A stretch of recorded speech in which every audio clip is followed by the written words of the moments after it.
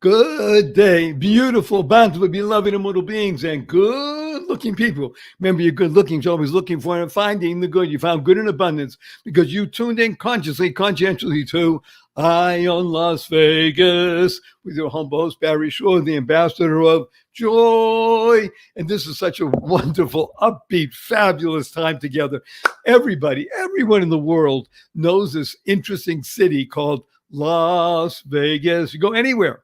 Now, funny thing about Las Vegas, if you take the entire population of New York City, which is tens of millions of people, you take the entire population of Chicago, another 10 plus million people, take the entire population of Los Angeles, another 10 plus million people, add it all together, it doesn't equal the number of people that come to Las Vegas every single year. Almost 41 million people come here because this place is pulsating. It's alive. It smells like it feels like it tastes like freedom.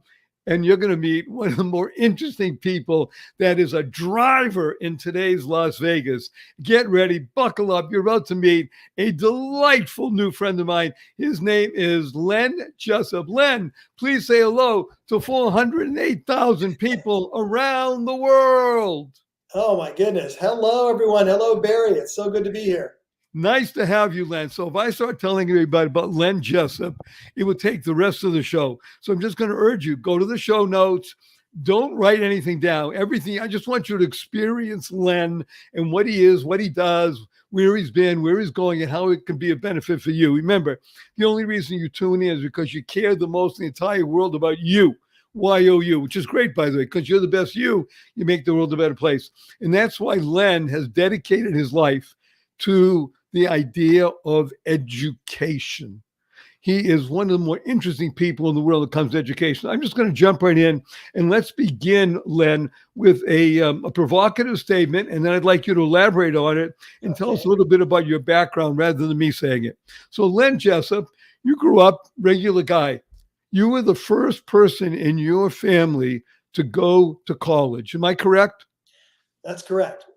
Now, not only have you been to college, you've been the president and the dean of a number of famous colleges in the United States of America. So from a guy who was the first in his family to go to college, you're the dean of business schools. You're the head of the University of Las Vegas.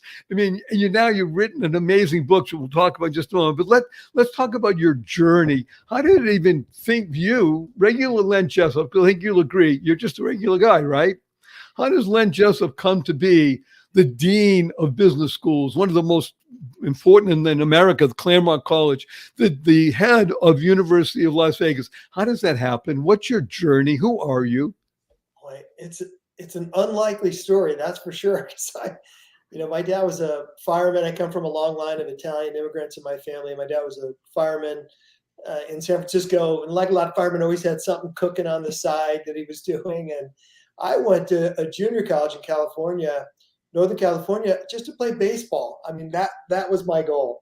And, I think, and this is the story of the whole journey, but my baseball coach, he was also my advisor, gave me little nudges, because I was probably better in the classroom than I was on the ball field.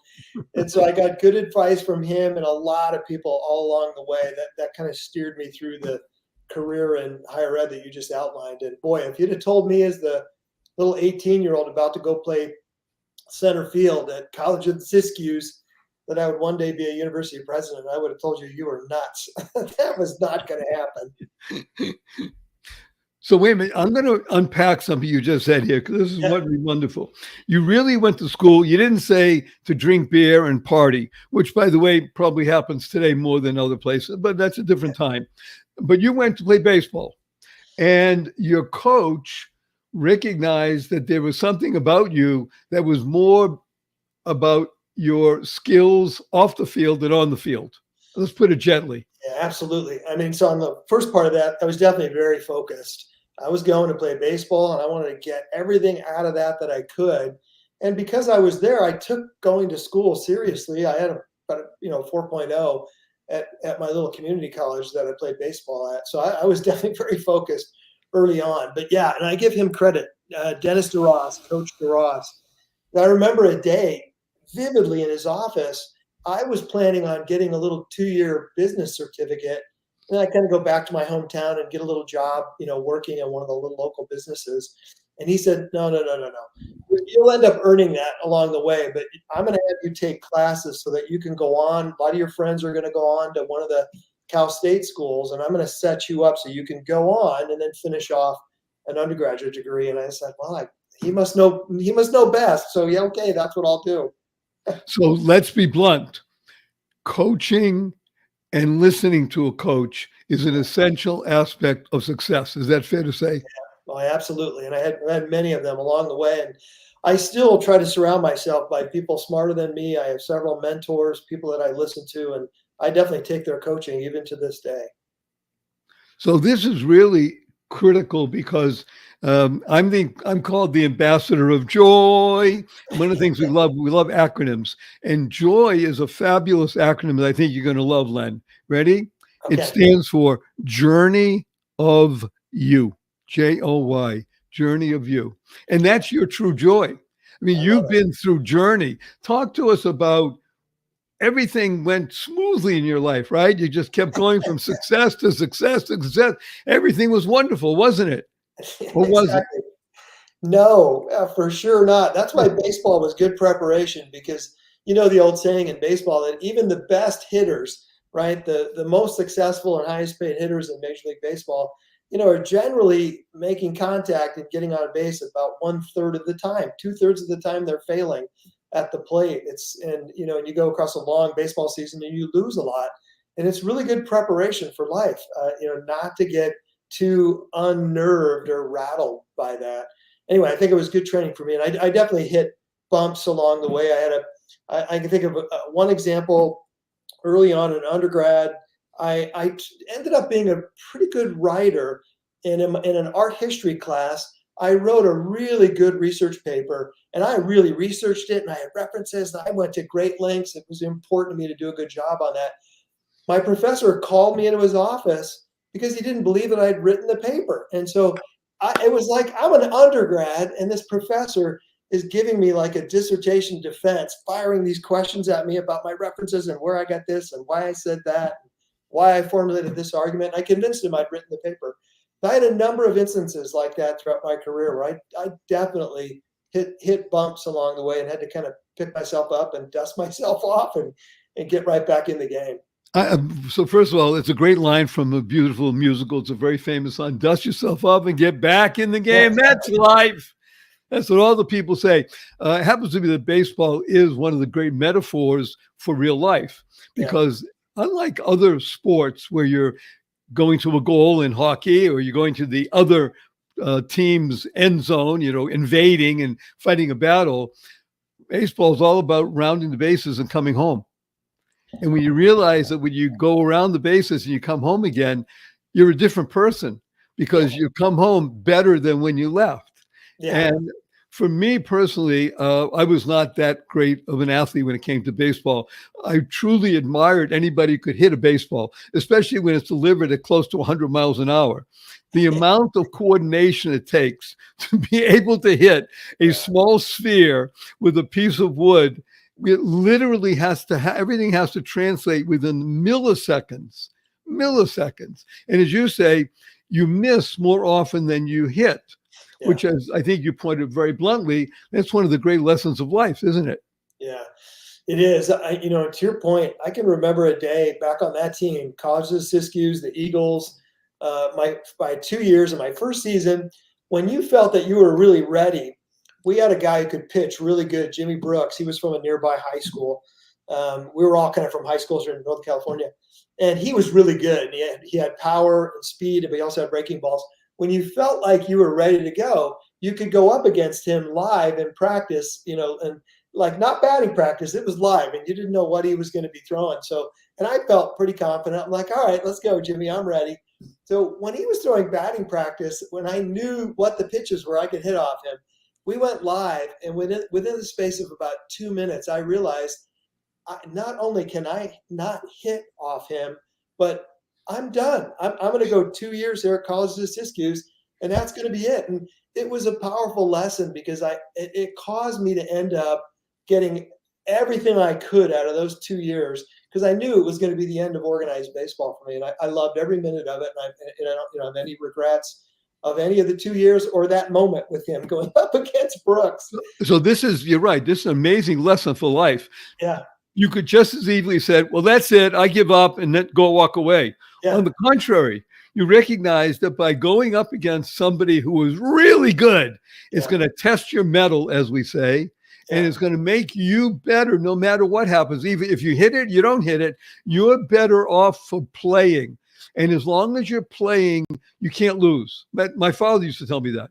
He said, you can never lose. You may not always succeed. You may not always get what you want. You'll never lose as long as you pick yourself up and learn what you're doing. So let's talk about the idea of service, because that's really what your life is all about. Yeah. I mean, you were not born with a sheepskin next to your bed, nobody went to college before you. And here you are, you're going to school, and you're not just junior college, you're going to the Cal State system, and you're excelling.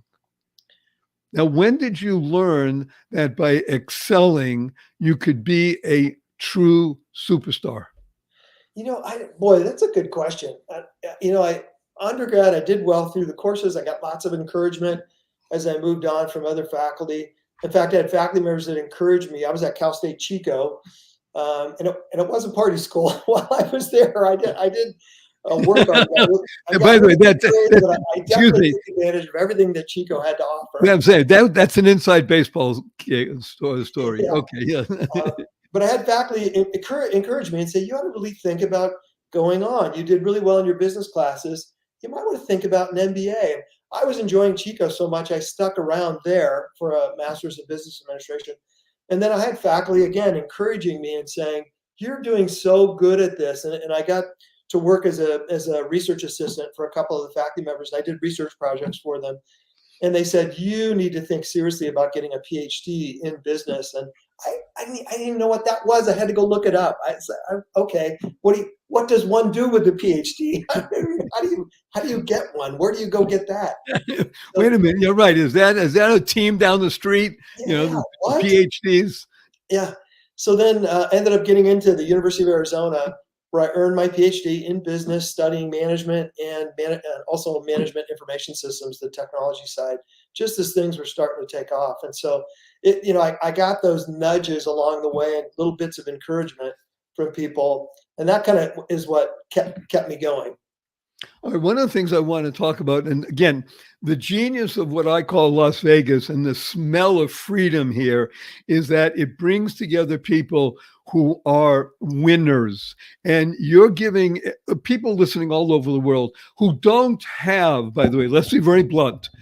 One of the things you're talking about is the genius of what I call the American enterprising mentality. And not a lot of countries, not a lot of people have. We have people listening from Pakistan, from Bangladesh, from India, from China, from all throughout Africa, Europe, in the United States even. The mentality that you, a regular person, could go through a system and not only be saying, okay, I'm going to do a research paper. Okay, an MBA? Well, what is that? A PhD? Hello? Yeah. The ability to continue to ever strive forward. In my humble opinion, Len, that is truly the spirit of America. Would you agree to that? I absolutely would. Absolutely. It's what this country was built on. You think about, kind of not only the ethos of that group coming over and settling here, wanting to break away from the restrictions and being in England and being a part of the British Empire. But it carries through to the way we built the country, letting people put patents on their ideas and to protect their innovation, bankruptcy laws that make it okay. It's okay to take a swing at the plate and fail. The way the tax system is structured, all of it was structured to make sure that entrepreneurs would be successful. And that's why we still have the greatest innovation economy in the world here in the United States. It's an amazing experiment. And Extraordinary. that's why I unpacked it, because I want everybody around the world listening, because we have more people listening from outside the United States than inside the United States. Yeah. This is what everybody wants to come here, because they recognize this is a land of opportunity, Yeah. of unlimited abilities. Now, speaking of that, we have sponsors that we would not have on unless we vetted them. So we're going to go to a very quick break. We'll be right back with Len Jessup. We're going to discuss his new book called Selfless. Get ready. Watch this amazing sponsor. We'll be right back in less than 1 minute with wonderful Len. What if you could shop at your favorite local stores, swipe your current credit card, and get extra cashback rewards? And what if you could also have donations sent to your favorite cause at no extra cost to you? What if this amazing program was absolutely free and very simple to set up? Well, What If is here. Welcome to Einstein Cares, where your everyday shopping gives you and your favorite cause extra money. It's fast, it's easy, and effortless.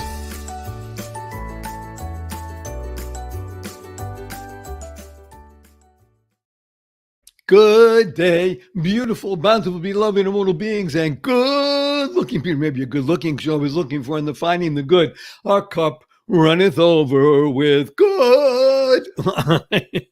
His name is Len Jessup. Len is one of the most interesting people that you'll ever have a chance of listening to. Everything you want to know about him is in the show notes. So just don't write anything down. Just you want to hear it and you want to listen again and experience it. So Len, let's talk about your book, because your book is really a first-person journey. And I'm going to sum it up with a line, and I'd like you to discuss it at length. And the line is really about, well, the title of the book is called Selfless, not selfless, selfless, lessons learned from a life devoted to servant leadership. I'm going to sum it up with one line. It's about leading by guiding, not controlling.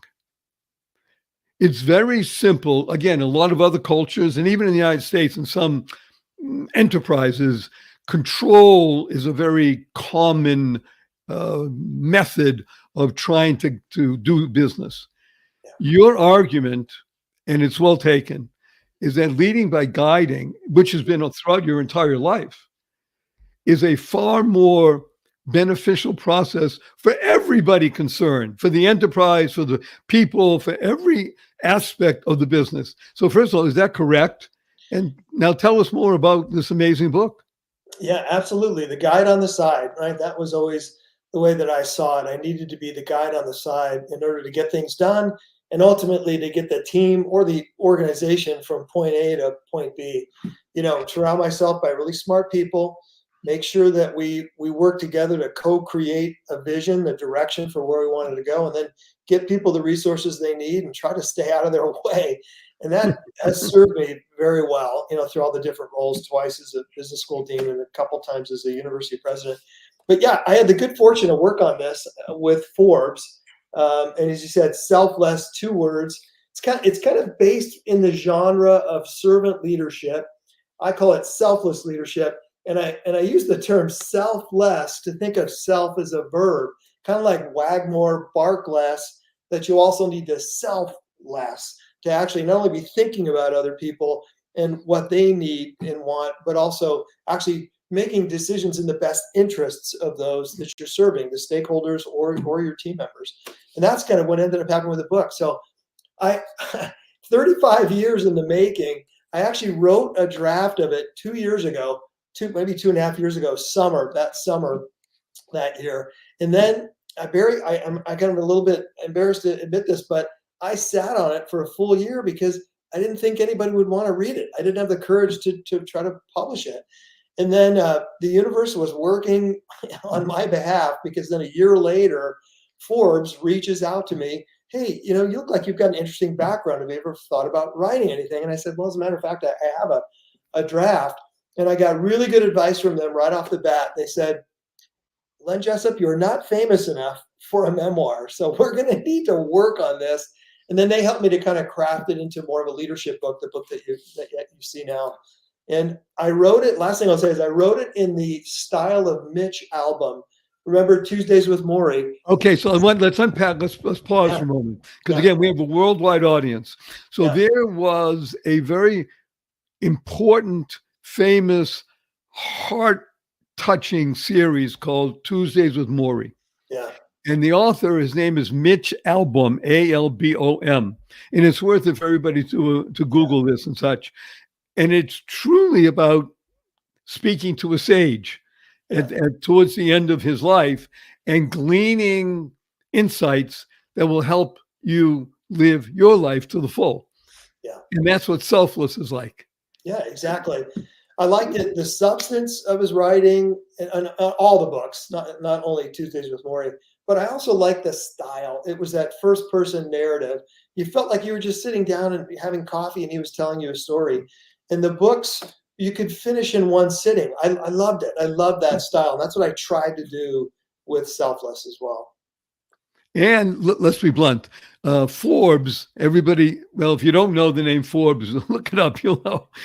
Forbes is one of the most preeminent publications in the United States and throughout the world.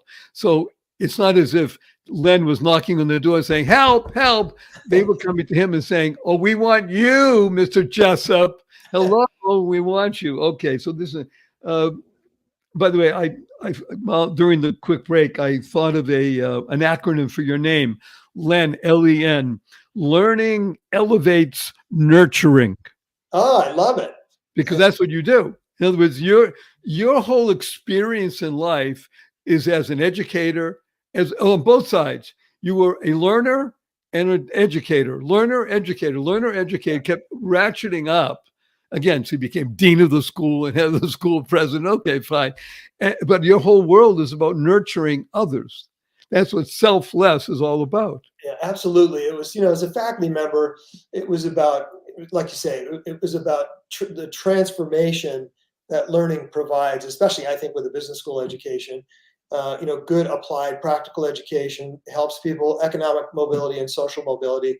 And that was all my wiring around my professor years. And then I realized when I got into the dean roles and especially into the president roles, that the impact could be so much greater. Like when I was at UNLV, in addition to economic and social mobility and the transformational experience we were providing for everybody, then I had this university, UNLV, that had the opportunity to provide a role in impact on the state. The state was hoping to achieve economic diversity so that in addition to gaming and entertainment and now professional sports, trying to bring tech and biotech and a medical school and all the other things we were doing, that would help to diversify the economy so that we'd have in addition to everything that the gaming industry provides, we got all this other great stuff that's now happening so that the economy and the state is more recession resistant and sustainable in the long run. So it sort of broadened how I thought about impact and transformation. It was an unbelievable opportunity to be president at UNLV. It's incredible. So I'm so glad you mentioned the T word, because oftentimes when I do my podcast, whether it's I in Las Vegas or the joy of living, which thank God is listened to by hundreds of thousands of people, and we ask that you share this with 5 people. You want to share with 50 or 100, it's up to you. That's great. Just share with 5. That way we can touch 2 million people. That's literally just do small stuff. The reason I mention is because we talk about people like to have inspiration, it's so wonderful and inspired and such, and we all know what happens 24 hours later, right? And same thing with information, especially in the age of the internet. It's like information overload. There's just so much of it. The real key to life, though, is, you say, the T word, is transformation. How does one shift their perspective? You got to keep that F in place so you lose you get the other stuff. It's shift your perspective. When you do that, you can transform something small into a greater benefit for a lot of people, much like what you've been doing throughout your life. Yeah. And again, somewhat unknowingly in the beginning, because you wanted to play baseball. And then somebody recognized you and gave you the opportunity to play what we call T-ball, transformation ball. And really, that's what it was, the ability for you to utilize your skills to do your research, to be challenged, to ever striving forward. Just a couple of minutes that we have left here. I really wanted to delve deeper, we'll have to do it again if you don't mind, and talk about what's happening in the startup community in Las Vegas. I mean, Las Vegas, there is Silicon Valley, and in Santa Monica they call it what do they call it? Beach. Yeah, right, Silicon Beach. So Yeah. we have to have something here. We are the Silicon Desert. I don't know what we're going to call ourselves, but this place is as innovative, if not more so, than any other place in the Union. I mean, we have so much here to offer in every aspect that very few people can do. So if you could just speak for a minute or so, and then I'll ask you a couple of quick questions. Yeah. Talk to us about what's happening in the startup I'll scene. give you a quick data point. I just was talking with one of the executives at it's a company called Deal Room, and they keep track of all the startup activity all around the world.